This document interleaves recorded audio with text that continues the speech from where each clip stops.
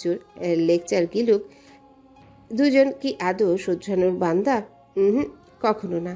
যে যাই বলুক তারা এক কান দিয়ে শোনে তো আরেক কান দিয়ে বের করে। এমন কথা কতই তো শুনে আসছে, সেসব তাদের গায়েই লাগে না। এত বছরেও নিজেদের অভ্যাস পাল্টাতে পারলো না, আবার এখন পাল্টাবে? তারা তো মারামারি চুলোচুলি করবেই। শিশির মনে মনে বলল, এই গোবর ঠাসার সাথে সখ্যতা? হুম, কখনো না। একইভাবে কুয়াশাও বিড়বিড়ালো। এই বুনলের সাথে সখ্যতা করার কোনো প্রশ্নই আসে না। তুষার পাশে থেকে আস্তে আস্তে প্রশ্ন করল। এমন করিস কেন? একইভাবে শিশিরও উত্তর দিল। ঠিকই করেছি। ওর জন্য কিছু বলতে শোনা তোমরা আবার। কি করেছে জানো? আমার বুকে কামড় দিয়েছে তোমাদের ওই বদমাস বোন। আবার কাল চুল ধরে টেনেছে। তাই যে মুখ আর হাত দিয়ে কামড়েছে চুল টেনেছে, সেই হাতে আর মুখে আঠা দিয়ে দিয়েছি। একদম ঠিক করেছি না? Equal to equal. কথাটা পাশে থেকে তুহিনও শুনল। কি আর বলবে?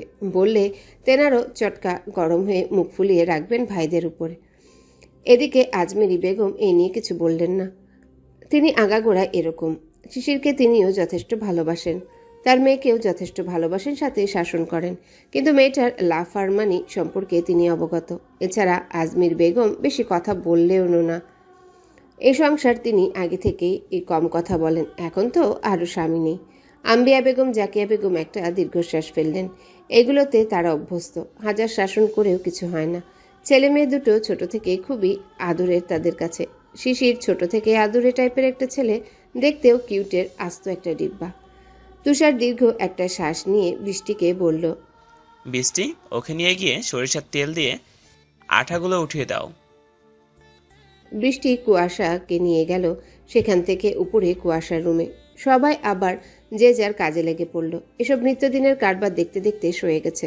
জাহিদ মালিক তার বড় ভাইকে বললেন, ভাই, বলো।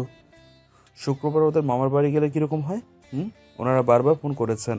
ওনারা চাচ্ছেন জলদি তুহিনের সাথে ওনাদের মেয়ের বিয়ের কাজ সেরে ফেলতে। আমিনুল ভাই এ বিষয়ে জোর দিচ্ছেন। আচ্ছা যাবো, তুই বলে দিস। তুই কি থাকতে পারবি? দেখি, চেষ্টা করব। আচ্ছা, তবে জানিয়ে দিস আমরা শুক্রবারে যাব, আর পাকা কথা সহ তারিখ ঠিক করে আসবো। আচ্ছা ভাই, বলে দেব। দু ভাইয়ের কথোপকথনের সবটাই শুনল উপস্থিত থাকা ভাইগুলো। সবাই তুহিনের দিকে তাকিয়ে মিটিমিটি হাসছে, অর্থাৎ বিয়ের ফুল তোমারও ফুটতে চলেছে বাছাধন, সাথে সানায়ও বাজাতে চলেছে। জুন মাস চলছে। রোদের তাপে টেকা যাচ্ছে না বাহিরে, কেউ ইচ্ছে করেও বাহিরে বের হতে চায় না। এই গরম রোদ সব মিলিয়ে মানব জীবন টানা টানা। প্রতিটা মানুষের দিকে নজর দিলে বোঝা যায় কতটা যন্ত্রণাময় জীবন পার করছে এই দিনে। তবুও চলতে হচ্ছে। কুয়াশা স্মৃতি ঈশা ক্লাস শেষ করে কলেজে থেকে বের হয়ে হাঁটছে। এই রোদ গরম যেন ওদের ছুতেই পারছে না। তীব্র রোদে ছাতাবিহীন তিন বান্ধবী গল্পে মজে হেঁটে চলেছে। ওদের কলেজ থেকে বের হয়ে 2-3 মিনিট হাঁটার পর ডানে একটা গলি পড়ে। সেই গলি দিয়ে 10-15 মিনিট হাঁটলে কুষ্টিয়া স্টেশন পড়ে, তারপর কুষ্টিয়া ইসলামিয়া গলি। কলেজ ছেড়ে সেই গলি দিয়ে হাঁটছে এখন। উদ্দেশ্য স্টেশন দিয়ে হেঁটে ইসলামিয়া গলি, দেন আবারও হেঁটে মৌবন মাসালা রেস্টুরেন্টে যাবে, যেটা এনএস রোডে বঙ্গবন্ধু শপিং মলের সামনে অবস্থিত। ওখান থেকে চিকেন গ্রিল সহ ঠান্ডা কিছু খাবে। সেগুলোই এখন তাদের মধ্যে প্ল্যান চলছে। তিন বান্ধবীর গল্পের মাঝে হঠাৎই সেখানে সাইকেল নিয়ে উপস্থিত হলো রনি আর ওর বন্ধু। বিরক্তে চোখ মুখ কুচকে ফেললো কুয়াশা, বিড়বিড়ালো। কোনো জায়গায় শান্তি নেই এই উগান্ডার বান্দরের জন্য। প্রশ্ন করলো কুয়াশা। এখানে কি তোদের পিছু নিয়েছিস কেন? আমার হবু প্রেমিকা এই রোদে হেঁটে হেঁটে যাচ্ছে, এই জন্য ভাবলাম আমিও সঙ্গ দিই। কথাগুলো রনি হেসে হেসে বলল। বলা শেষে চোখ টিপল। রাগ মাথার চান্দির উপর উঠে তার সপ্তম আসমানে পৌঁছে গেল কুয়াশার। একে তো পিছু নিয়েছে, এখন আবার ওর ঘ্যানঘ্যানানি প্যানপ্যানানি শুরু হয়েছে। হাঁটা বন্ধ করে দাঁড়িয়ে পড়ল কুয়াশা, রেগে মেগে বলল, দেখ রনি, অসহ্য লাগছে কিন্তু। দিন দিন লিমিট ক্রস করছিস তুই। এক কথা বারবার বলতে ভালো লাগে না, দূরে থাক আমার থেকে। আর এভাবে আসছিস আমার সামনে। আমার ভাইয়ারা থাকতে পারে, দেখলে কি হবে ভাবতে পারছিস? তাই বলছি দূরে সর আর এখান থেকে বিদায় হও। বলে আবারও হাঁটা ধরল। স্মৃতি রনিকে বলল, দেখিস মেয়েটা তোকে পছন্দ করে না, সহ্য করতে পারে না, তবু কেন জ্বালাচ্ছিস? মনের উপর কারো জোর খাটে না রনি, তোকে আগেও বলেছি এখনো বলছি। তুই চুপ থাকতো। ওকে ওকে আমি ভালোবাসা বুঝিয়েই ছাড়বো। তুই বড় বড় কথা বলিস না। নয়তো বাড়ি গেলে তোর খবর করব আমি। স্মৃতি বিরক্তিতে ভ্রু কুঁচকে দীর্ঘশ্বাস ফেলল। এ ছেলেকে আর বোঝাতে পারল না সে। এত করে বলা হয় তবুও শোনে না, কেমন নির্লজ্জের মতো ব্যবহার করে। স্মৃতির চাচাতো ভাই রনি কুয়াশাকে জ্বালানোর জন্য কত মানা করে, কিন্তু সে বান্দা শোনার নামই নেয় না। কুয়াশা তার একমাত্র বান্ধবী, তাকে এভাবে জ্বালায় বলে স্মৃতিও যথেষ্ট বিরক্ত হয়। স্মৃতি বিরক্তি নিয়ে কুয়াশার পিছু নিল। রনিও কথা না শুনে আবারও গেল। কিছুক্ষণ হাঁটার পর তারা স্টেশন পেল। সেখানে রেলপথ পার হবার সময় সামনে শিশির পড়ল। শিশিরের সাথে রিজভিও আছে। এখানে হয়তো কোনো দরকারে এসেছে। শিশিরকে দেখে কুয়াশা ভূত দেখার মতো চমকালো। গলা শুকিয়ে গেল মেয়েটার। সেই অবস্থাতে ঘাড় ঘুরিয়ে একবার রনিকে দেখল।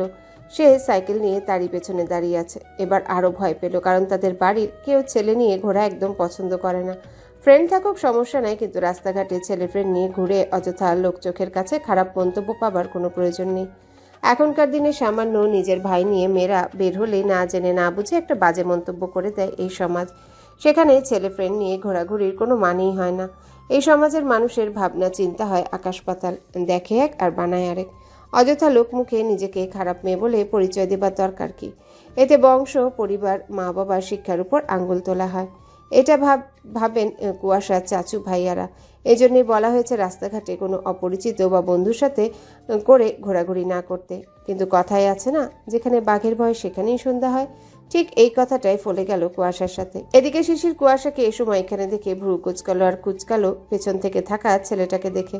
রনিকে শিশির চেনে না, এমনকি রনিও চেনে না শিশিরকে। কখনো দেখেনি কেউ কাউকে। শিশির প্রশ্ন করল, তুই এখানে কোথায় যাচ্ছিস? কুয়াশার গলা আরও শুকিয়ে গেল। যদি অন্য সময় হতো তবে এই প্রশ্নের জবাব কেন এখানে দাঁড়াতই না সে। শিশিরের প্রশ্ন শুনে আরেকবার রনিকে দেখে নিয়ে আশেপাশে জায়গা ক্ষণসহ মানুষজন দেখে নিল। না, অনেক মানুষজন। এত মানুষের সামনে সিনক্রেট করার মানে হয় না। তাই নরম সুরে আমতা করে বলল, মুখ বনে যাচ্ছি, খিদে পেয়েছে। ব্যাস হয়ে গেছে, আর কি লাগে? শিশিরের মাথা গরম হতে কুয়াশার এই কথাটুকুই যথেষ্ট ছিল। রাগ যেন তরতরিয়ে উঠল মাথায়। কত বড় সাহস! বন্ধু নিয়ে যাচ্ছে মৌবনে, সেখানে বন্ধু নিয়ে যাবার মানে কি? এত সাহস কোথা থেকে পেয়েছে গোবর ঠাসা? মাথার ভেতর ঠিক এই কথাগুলোই বাড়ি দিল। রাগে ফুঁসে উঠে বলল, সেটা তোদের তিনজনে হতো না, নাকি বিল পে করার জন্য অন্য কারো দরকার পড়েছে? এমন কথায় কান্না পেল কুয়াশার। এটা পুরো অপমান। কত বড় কথাটা বলল। চোখে পানি টলমল করে উঠল। সেটা যেন শিশিরের চোখে ধরা দিল না। এদিকে শিশিরের বাজখায় কণ্ঠ শুনে ঈশাসহ স্মৃতিও ভয় পেয়ে গেল। আর রনি ওর বন্ধু ভয় না পেলেও ঘাবড়ে গেল।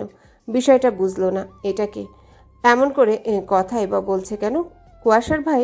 রনি ধরে নিল কুয়াশার ভাই। কিছু বলতে যাবে তখন রিজভি কুয়াশার চোখে পানি টের পেয়ে বলল, শিশির, কি হচ্ছে? রাস্তার মধ্যে সিনক্রেট করিস না। আশেপাশে দেখ, মানুষ তাকিয়ে আছে। বলা শেষ করে বলল, কুয়াশা, ওরা কারা? ওদের সাথে যাচ্ছ তুমি? রিজভির কথার উত্তরে কুয়াশা কান্না ভেজা কণ্ঠে কিছু বলতে যাবে তখন রনি বলল, আপনারা ভুল ভাবছেন ভাইয়া, আমরা ওদের বন্ধু। আর ওরা আমাদের ডাকেনি বা বলেনি যাবার কথা। আমরা নিজে থেকে আসছিলাম। রোডে ওরা একাই হাঁটছিল, আমরা দেখে জাস্ট সঙ্গ দিয়েছি, নাথিং এলস। ভুল বুঝবেন না আপনারা, প্লিজ। রনির কথা স্মৃতি ঈশাও সায় দিল। শিশির বোধ একটু শান্ত হলো, রাগটাকে দমিয়ে নিল। তারপর ভারী স্বরে বলল, চল আমার সাথে।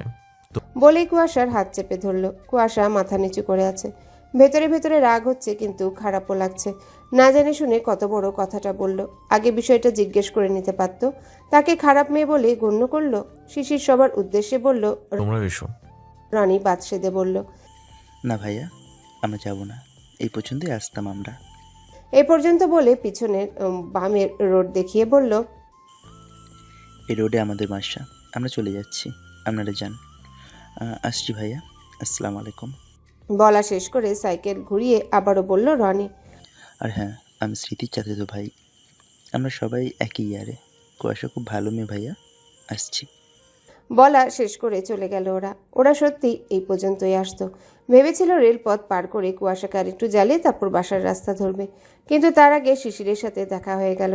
শেষ কথাগুলো বলল যাতে কুয়াশাকে ভুল বুঝে বকাঝকা না করে। রনি ছেলেটা সত্যিই ভালো, কিন্তু সে মরিচিকার পেছনে দৌড়াচ্ছে। কুয়াশা তো তাকে চায় না। অনেক কষ্ট পাবে ছেলেটা।